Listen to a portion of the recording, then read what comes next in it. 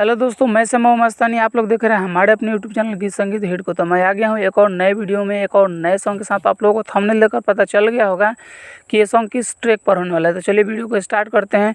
उससे पहले कि आप लोगों ने हमारे अपने चैनल गीत संगीत हिट को सब्सक्राइब नहीं किया है तो कर लीजिएगा, और अपने लिए पर्सनल सॉन्ग लिखवाने के लिए हमारे दिए गए नंबर पर कॉल कीजिएगा। तो चलिए स्टार्ट करते हैं आज का वीडियो मुखड़ा के साथ। रातों दिन रोई बेवफा से मिलके, तू रोवावह तारू बेचारा ये दिल के।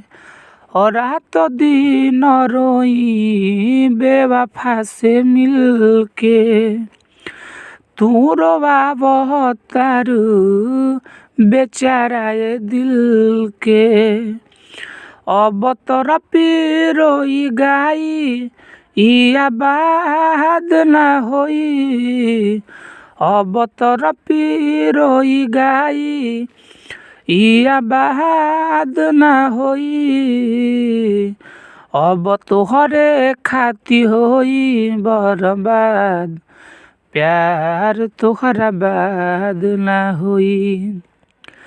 लागी रोवे जब आवे तोहरे याद, अब प्यार तोहरा बाद ना होई। तो ये था मुखड़ा। उम्मीद करते हैं कि आप लोगों को अच्छा लगा होगा। अगर अच्छा लगे तो एक लाइक ज़रूर कीजिएगा। तो चलिए चलते हैं अपने फर्स्ट अंतरे की तरफ। तू कब रोबू जब याद हमर आई हो, केहू नहीं पूछी तोहके ई दीवाना मर जाई हो।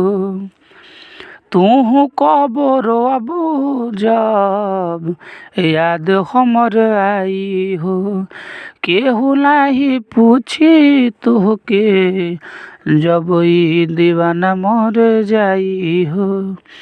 तोहरा मम्मी के कहियो ई दामाद ना होई, तोहरा मम्मी के कहियो ई दामाद ना होई।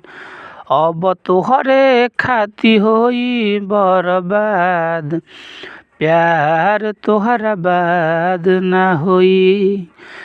लागी रोवे जब आवे तोहरे याद, अब प्यार तोहरा बाद ना होई। हमारा फर्स्ट अंतरा। उम्मीद करते हैं कि आप लोगों को बहुत ही अच्छा लग रहा होगा। अच्छा लगे तो एक लाइक ज़रूर कीजिएगा और चैनल को सब्सक्राइब कर दीजिएगा।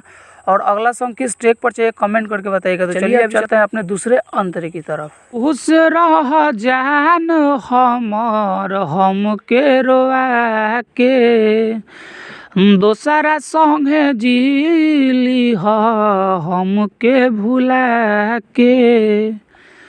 खुश रह जान हमर हमके रोआ के, दोसरा संगे जीली हमके भुला के। ऐसने को दिन ना बीतल जहाँ तोहर याद ना होई, ऐसने को दिन ना बीतल जहाँ तोहर याद ना होई। अब तोहरे खाती होई बर्बाद, प्यार तोहरा बाद ना होई। लागी रोवे जब आवे तोहर याद, अब प्यार तोहरा बाद ना होई। तो ये था हमारा पूरा सॉन्ग। अगर आप लोगों को अच्छा लगा होगा तो लाइक कर दीजिएगा, और ऐसे ही ढेर सारे सॉन्ग पाने के लिए हमारे यूट्यूब चैनल गीत संगीत हिट को सब्सक्राइब जरूर कर लीजिएगा। और आप अपने लिए पर्सनल सॉन्ग लिखवाना चाहते हैं तो हमारे दिए गए नंबर पर कॉल कीजिएगा। तो चलिए मैं जाते जाते यही कहूँगा कि गाइए और हिट हो जाइए। तब तक के लिए मिलते हैं किसी दूसरे वीडियो में किसी दूसरे सॉन्ग के साथ। तब तक के लिए नमस्कार।